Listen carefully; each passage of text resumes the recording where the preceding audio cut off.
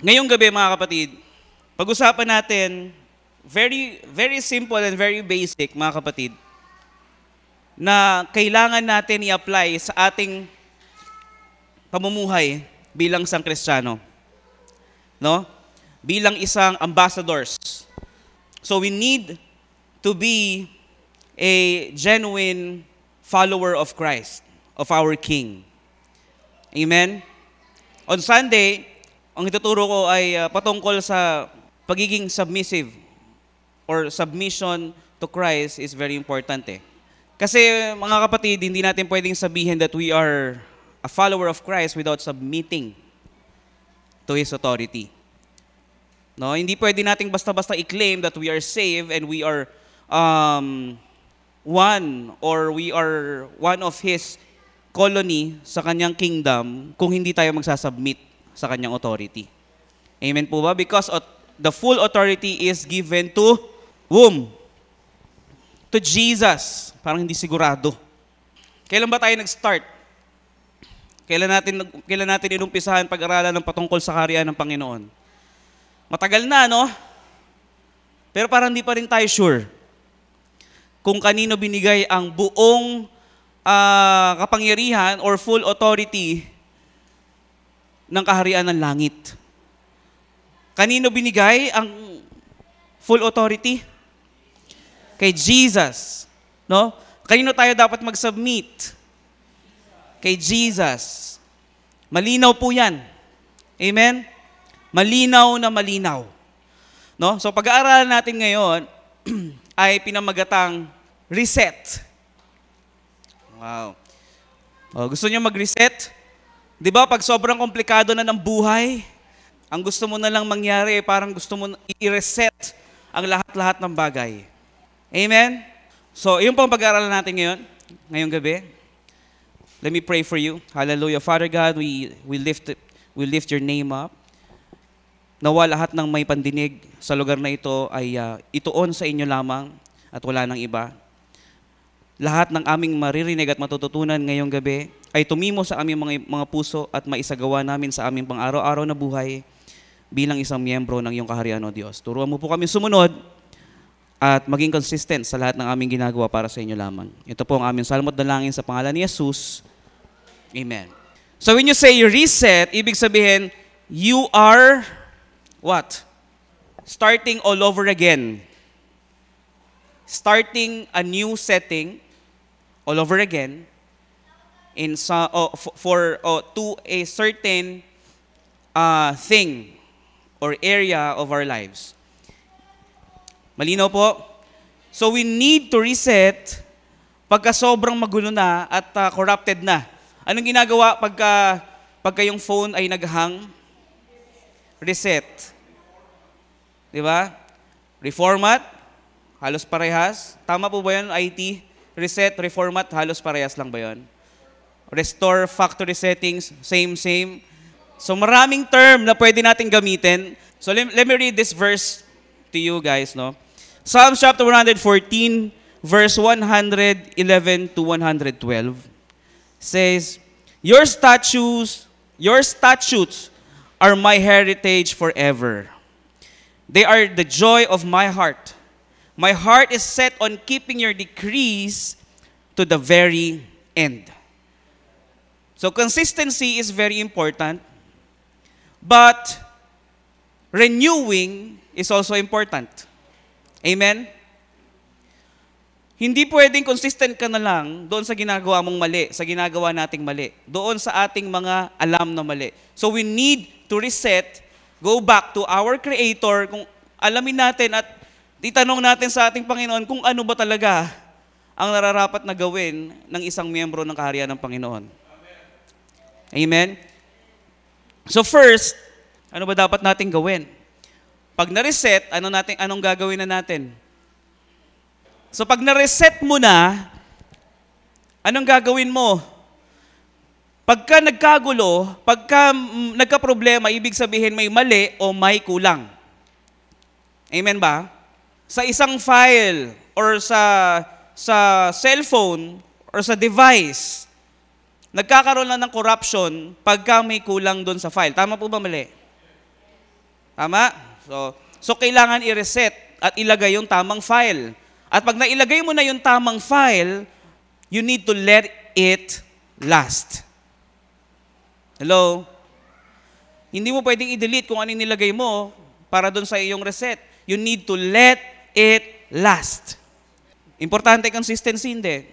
So to be able for our faith or our spiritual lives to last is to keep in our hearts kung ano yung mga bagay na ating natututunan. Kung ano yung pinag-aaralan natin ngayon patungkol sa kaharian ng Panginoon, we need to let it last. Amen? Kasi gaya niyan, whenever we are talking about what we've studied sa mga nakaraang linggo, hindi natin matandaan kung ano yung mga yon. So, hindi naglalast. Ano kailangan gawin? We should start the storation or ano ba yon? Yung pag-iimbak ng mga ating kaalaman sa puso natin. So, napag-aralan natin, ano yung puso spiritually? Natatandaan niyo pa ba? I got a joy down in my heart. Where? Down in my heart. Sino po ditong nakakaalam ng kanta na yan? Hallelujah. So heart is our subconscious mind. So we need to put it in our hearts, but first, we start in our habits.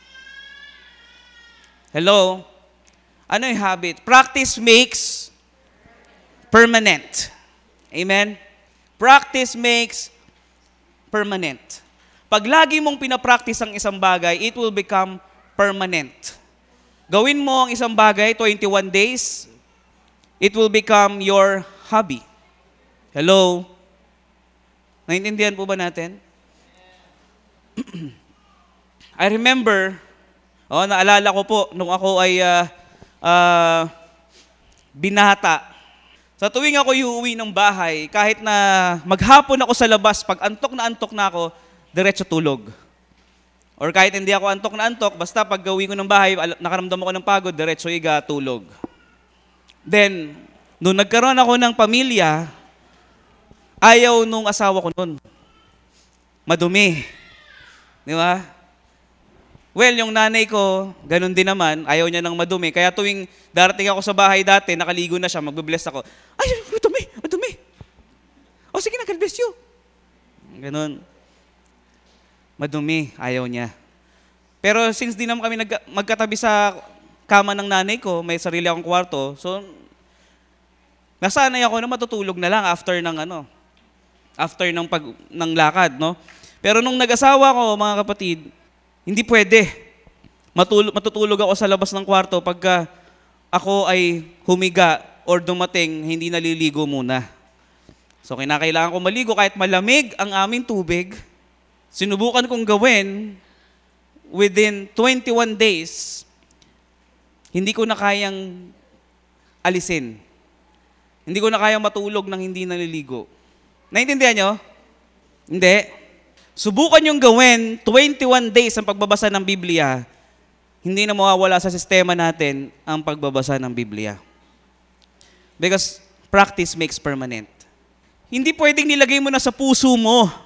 Hindi pwedeng nilagay na natin sa ating mga kapusuan yung mga prinsipyo ng Panginoon pag hindi natin pinapractice, pag hindi natin ginawang habit.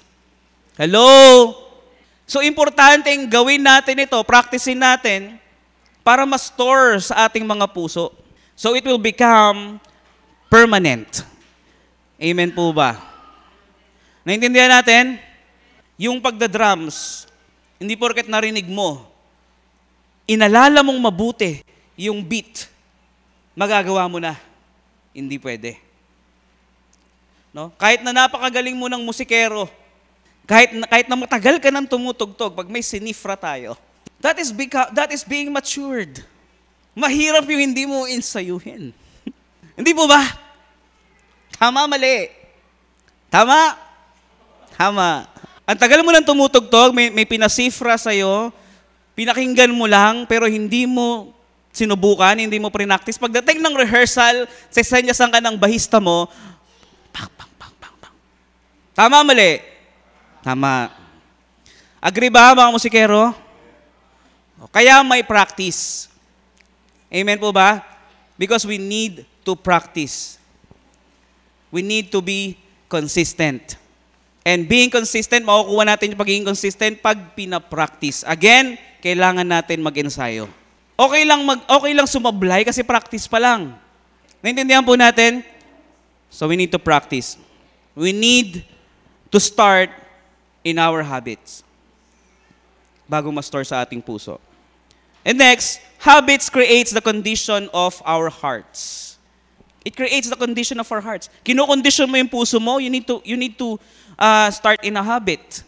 Psalm chapter 119 verse 113. Ano sabi? David, I hate double-minded people, but I love your law. Sino po dito yung may gusto sa pabago-bago ang isip? Siguro naman kahit tayo na madalas nagbabago-bago isip, ayaw natin sa kapwa nating pabago-bago isip. Tama, mali. Amen? Dahil biblical po, mga kapatid, na pag ang tao ay pabago-bago ng isip, wala siyang makukuha. Tama, mali. So, kailangan talagang naka-fix o talagang nakatuon. O yun, hallelujah. So, kailangan natin ituon ang ating mga isipan, ang ating mga puso sa isang bagay lamang. Amen po ba? Sa kaharian ng Panginoon, hindi pwedeng nasa loob ka ng kaharian, pero ang isip mo nasa ibang kaharian. Nasa loob ka ng kaharian, pero ang isip mo nasa labas ng kaharian. Kaya sila Moises, ano nangyari? Bakit? Iba ang nasa isip. Hindi mo naman pwedeng sabihin, mga kapatid, no? Of course, they also want to enter the promised land. Amen po ba? But they are double-minded. Gusto nila makapasok sa kaharian. Gusto nila makapasok sa promised land, but they are torn between promised land and their experience before. The thing is, hindi pa nila alam kung anong experience o anong pakiramdam doon sa promised land. Kaya alam niyo yung spirit of familiarity. Doon sila nakafocus sa familiar things, which is sa Egypt before. Hirap silang ituon ng kanilang mga mata o kanilang mga puso't isipan sa promised land kasi hindi pa nila nakikita kung ano ang nandun. Kaya sila double-minded. Nakuha natin? And no one can enter the kingdom of life if you are dead. No dead person can enter the kingdom of life. You need to live again. You need to be born again, ang sabi ni Jesus Christ. Hindi tayo pwede maging double-minded. So ano kailangan gawin? Let us focus our minds, our hearts, our vision sa kung ano ang binibigay ng ating Panginoon sa atin.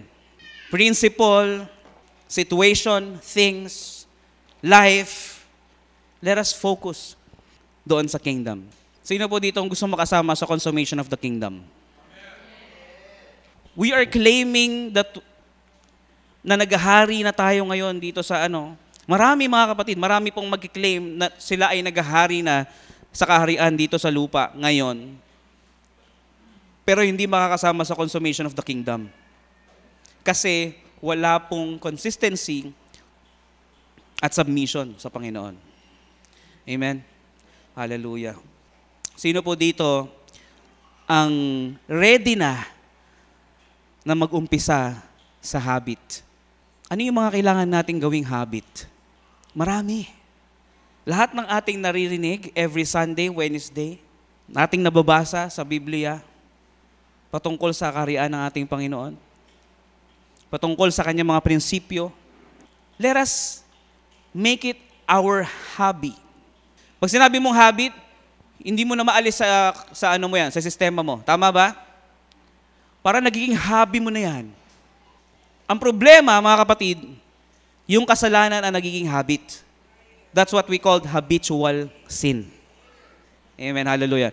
So, we need to, mga kapatid, we need to create a habit. Amen? Mag-umpisa tayo sa isa. Hindi naman natin kayang gawin lahat sabay-sabay. Pag nagawa mo na permanently ang isang bagay within 21 days, ang dami nating araw. Sa loob ng isang taon, ilan? So, sa loob ng isang taon, mayroon tayong 365 days divided by 21. Ilan? Ilan? 365 divided by 21, 17.3. 0.4 na, round off natin. O 17 na lang mga kapatid. Meron tayong 17 habits in a year na pwedeng gawin. So isipin natin mga kapatid, kaya nga sabi, you will know them by their fruit. Ang isang tagasunod ng ating Panginoon, malalaman mo sa pamamagitan ng kanilang bunga. So isipin natin, within 365 days, meron tayong 17 habits na pwedeng gawin in a year. Ibig sabihin, pag 5 years ka ng Christian, dapat meron kang 17 times 5 habits na makikita sa buhay mo. Naintindihan natin? Ang problema, mga kapatid, maraming Kristiyano ang hindi progressive sa spiritual lives. Maraming Kristiyano, stagnant. Sino po dito ang gusto maging progressive? Amen. Ganun po talaga dapat. Okay, mag-alala. Sa mga susunod na araw, talagang marami tayong malalaman patungkol sa loob ng kaharian. Dahil sa loob ng kaharian, maraming sikreto. Yung hindi pa natin nalalaman, malalaman natin. Sa labas ng kaharian, wala na. So nakuha nyo, mga kapatid, ang dami pala natin pwedeng maging development bilang isang tagasunod ni Jesus Christ sa loob ng isang taon. Amen po ba? Sobra-sobra na nga eh. Doon sa fruit of the Spirit, ilan lang yung karakteristik ng fruit of the Spirit? Ilan yung pwedeng mo i-develop sa loob ng isang taon?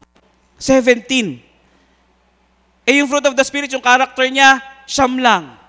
At ang kailangan mo lang talagang pagtuunan ng pansin ay yung isa, love. Subukan nating umibig consistently within 21 days.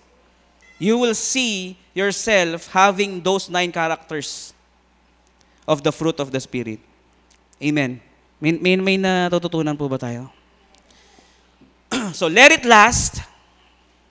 Start it in our habits because habit creates the condition of our hearts. God really hates double-minded people. So wag tayo maging double-minded. Pag merong ipinakitang vision sa atin ng Panginoon, let us focus our eyes to our vision. Let us master, let us dominate the vision that God has given to us. Amen? So, yung law na pag-usapan natin, last Sunday, nabanggit din ni Pastor Pao, tama, about the law, no? Alam nyo, you will just hate the law if you're not following the law. Tama ba? Tama po ba? Kaya si David sabi niya, I love your law. I hate double-minded people, but I love your law. Kung nag-decide ka na sumunod sa Panginoon, huwag mo nang tignan yung mga posibleng iwan mo sa pagsunod sa ating Panginoon. Amen? You need to decide. I have decided to follow Jesus, no turning back. Ang problema, kaya hindi makapag-focus ang mga tao sa ating Panginoon kasi they don't experience the love of God to their lives. No? Kaya grabe, the wonder of your love. Hallelujah. So if David loves the law, meron din dapat tayong kamuhian. No? Let it last. Have the habit, start with the habit, and start to hate it. Ano yung kailangan mong kamuhian? What to hate? Hate what is deceitful. No? Ano yung mga hindi tamang bagay na nagagawa mo bilang isang Kristiyano, you must hate it. We must know what we hate and be careful what we love. Sometimes we love to do sinful things. Kasi Alam mo yon, we love what it does for me. Ano? I love what it does for me, but I hate what it does to me. Nakuha nyo yung difference? Sinasabi natin, we love the principle of God. We love God. I love Jesus. Meron pa tayong mga damit na ganyan. At pagka tayo nagsisimba, kinakanta natin, I love you, I love you, I love you. Because I'm your beloved. Di ba? Pero meron din tayong mga habitual sin na mahal natin, na hindi natin maalis. So we are considered double-minded. Hello, tama ba? Napakasakit, Kuya Eddie. But that's the reality. Sinasabi natin that we love God, but we still love our habitual sin. Well, good news mga kapatid, we can replace our habitual sin with habitual righteousness. Gusto niyo yun? Pwede nating palitan yung mga bisyo natin ng bisyo sa pagiging matuwid sa Panginoon. Amen? Train ourselves to hate what is waste. Ano yung waste? Ano yung sayang? Maraming sayang eh. Maaaring, alam mo yun, yung oras natin nasasayang sa mga walang kakwenta-kwentang bagay. Yung pwede naman nating piliin kung ano yung mas importante, pero mas napipili natin yung walang kwentang bagay because I love what it does for me, but I hate what it does to me. Pagdating sa bahay, mas pipiliin manood ng Netflix. Pagka natapos ng panoorin yung series, thank you Lord, tulog. Pagising sa umaga, kukunin yung cellphone, manonood ng TikTok, ng Reels. Wala nang feeding. Sino ba namang hindi mag-e-enjoy? Yung pagising mo sa umaga, chismis agad ang nakikita mo. Tama? Bakit ba tayo nagpupunta sa newsfeed? Kaya nga newsfeed eh. Gusto natin makakita, gusto natin makasagap ng bagong balita. Ano nangyari kay Cherry White? Ano nangyari kay Asian? Diba? Yung mga gusto nating makita. Hello, tama ba yun? So we must train ourselves to hate what is waste. Alam mo, hindi po masama na magkaroon ng leisure sometimes. Wala ko sinasabing masama ang Facebook, wala ko sinasabing masama Netflix. Pero kung doon na natin uubusin ng oras natin, hindi tayo maglalaan ng kahit isang oras man lang para sa ating spiritual lives. How can we hate what is wrong? Alam niyo mga kapatid, sa panahon ngayon, there is a thin line difference between right and wrong. Minsan yung mali nagiging tama na sa paningin ng tao. Bilang isang Kristiyano, dapat alam natin kung ano yung mali because sometimes it is seamless. Sabi, the enemy comes to steal, to kill, and to destroy. Ang hangarin niya is to deceive. Doon sa preaching ni Pastor Pao noong nakaraan, the enemy is where? Ang enemy ba ay nasa impyerno na? Where is he? Where are they? They are here. No, they are in your house. They are everywhere. Trying to deceive you sa mga bagay-bagay na pwede makapag-slow down sa'yo sa pagiging progressive ambassador of Christ. Kaya hindi naging progressive ang ating spiritual lives kasi hindi naglalast yung word na naririnig natin, hindi natin ginagawang habit yung principles na naririnig natin every fellowship na meron tayo. Kaya hindi na natin alam kung ano ang dapat kamuhian at kung ano ang dapat ibigin. Sometimes we are loving the wealth kesa more than we love the word. Pares naman W, wealth and word. But we need to seek God first and His righteousness, and all these things shall be added unto you. We need to seek the kingdom of God and His righteousness, and all these things shall be added unto you. Seek the word first before anything else. Ang nangyayari, mas inuuna na natin yung flesh kesa sa word, kesa sa spiritual things. And take note mga kapatid, that is very seamless. Hindi mo mahahalata that you are doing the wrong thing already. Because you're still attending the church, you're still listening. Actually, you're just hearing it, but you're not listening. Naintindihan natin? So we need to be careful what to hate and what to love. Again, let us be careful what to hate and what to love. Set ourselves to the love of God's work. Mahalin natin yung gawa na mula sa Panginoon. Yung gawain galing sa Panginoon. Amen? Sabi, think about those things, such things, what is noble, no? What is admirable. Yun ang lagi nating isipin. Sinasabi natin that we are a royal priesthood, people belonging to God. But yung mindset natin, mindset ba? Di ba? Mindset.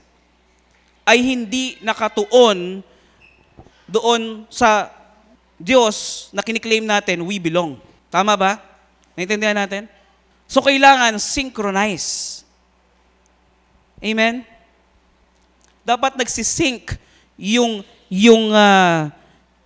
faith mo at saka yung doings mo. Hello, naintindihan ba natin? Yes, it's hard. Mahirap pag-iisipin lang natin. Pero kung gagawin natin at susubukan natin gawin ito within 21 days, magugulat tayo, malayo pa, pero malayo na. Amen? Makikita mo sarili mo, malayo ka pa sa perfection, pero malayo ka na doon sa pinanggalingan mong sobrang sablay. Sabi, let it last. Make it a habit. Hate what is wrong. And after you hate the wastes, you hide. Tago ka.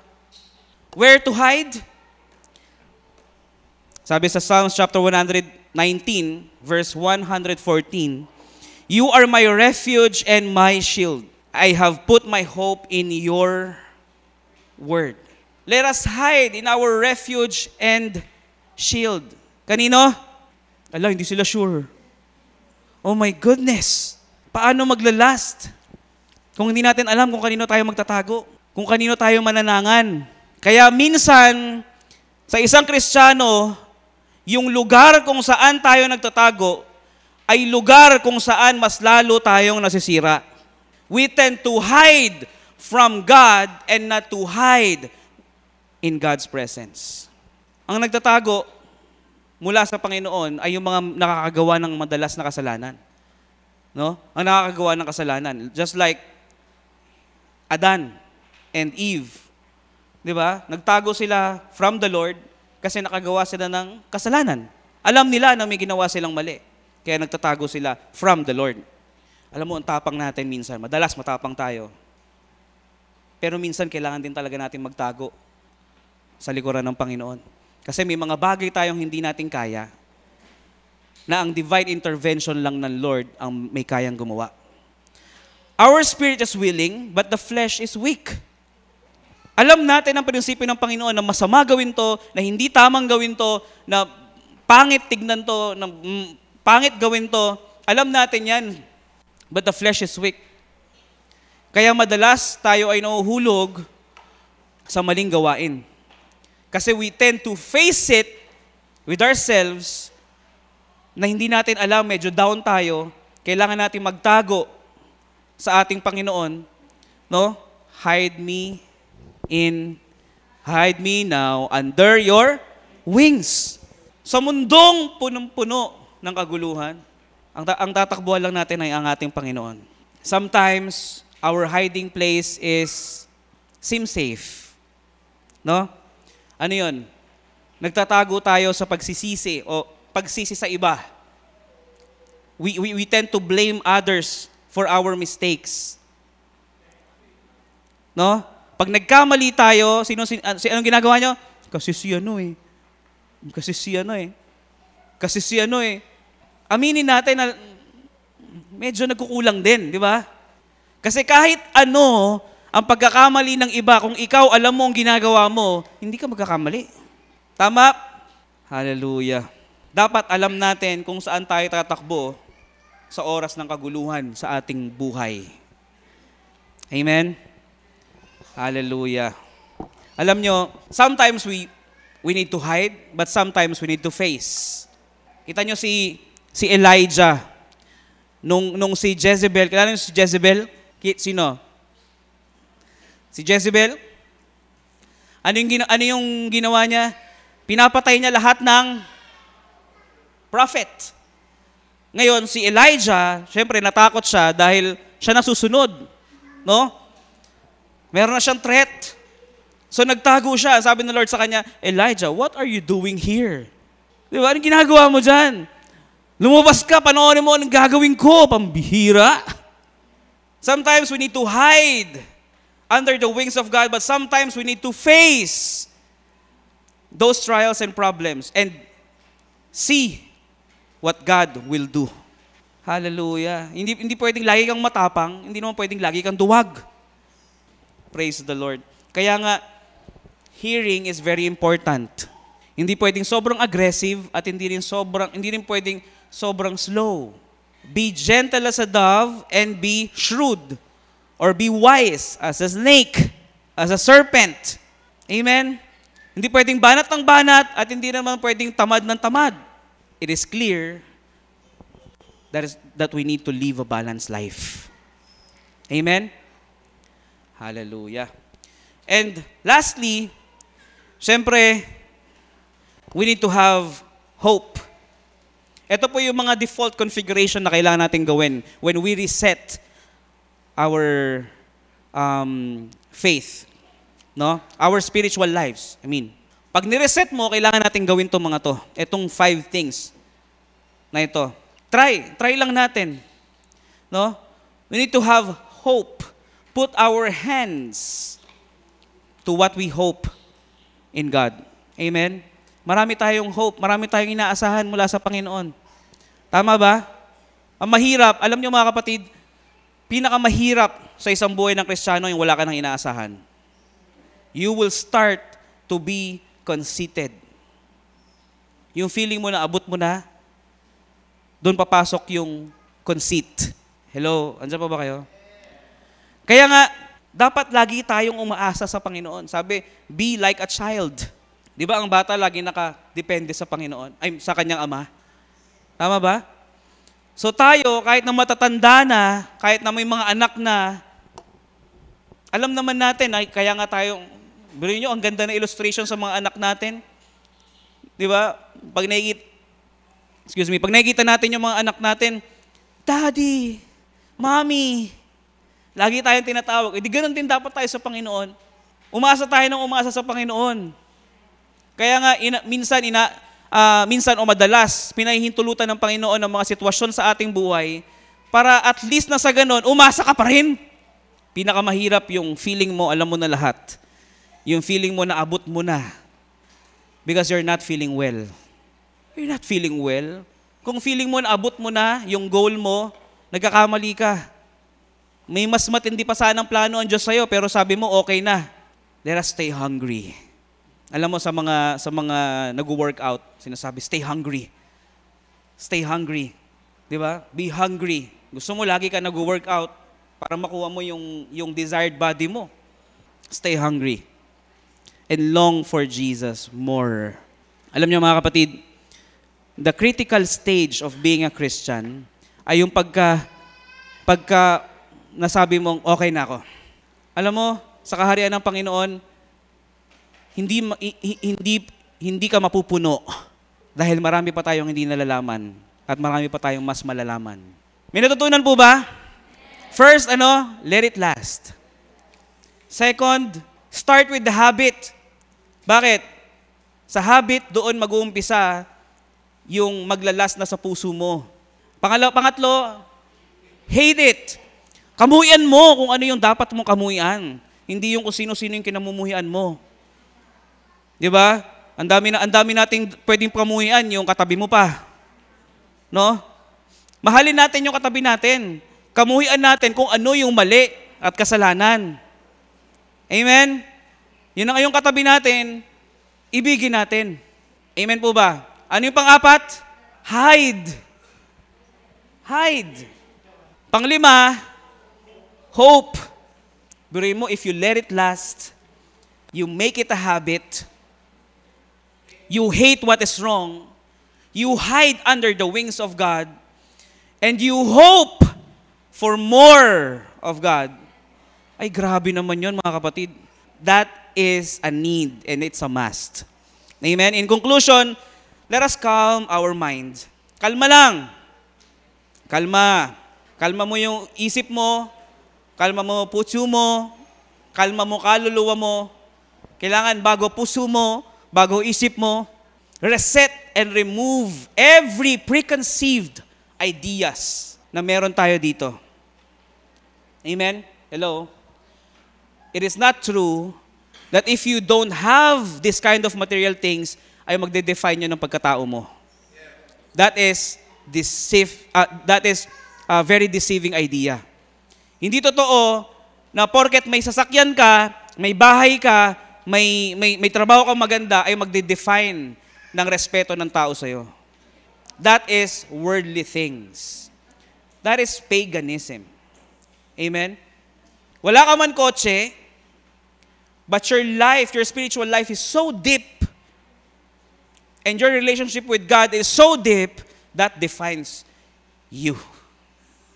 Wala pa kayo nakita sa Bible, kahit nga mismo yung pinakamayaman na tao sa record ng mundo ay walang Corolla, walang Vios, walang Fortuner. Sino? Si Solomon. Wala na.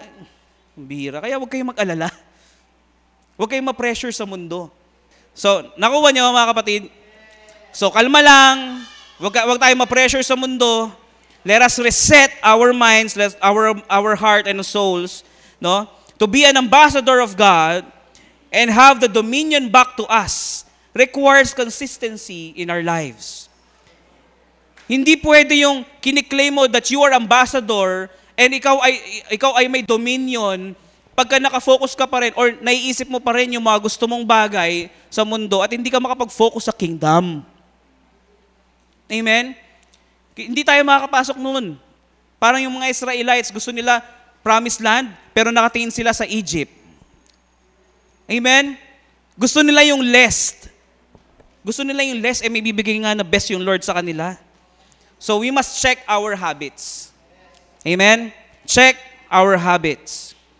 It is important to submit to the Lordship of Christ. That is a very important thing na kailangan natin gawin. Amen? May natutunan po? Hallelujah. Let us all stand and let us pray. Father God, in heaven, we glorify your name. Maraming salamat, O Diyos, sa inyong paalala sa amin to be consistent, to hide in your wings, O God, to hope, to hate what is wrong, and to love what is right, to love your decrees, to love your law, and to hate what is wrong. Lord, teach us how to let your principles, your decrees, your laws last in our lives. Lord, we want to make it a habit. Help us, O God, to decide na practicein o insayuin sa aming mga buhay ang lahat ng iyong mga katuruan at iyong mga prinsipyo para maging karapat-dapat sa iyong kaharian, O Diyos.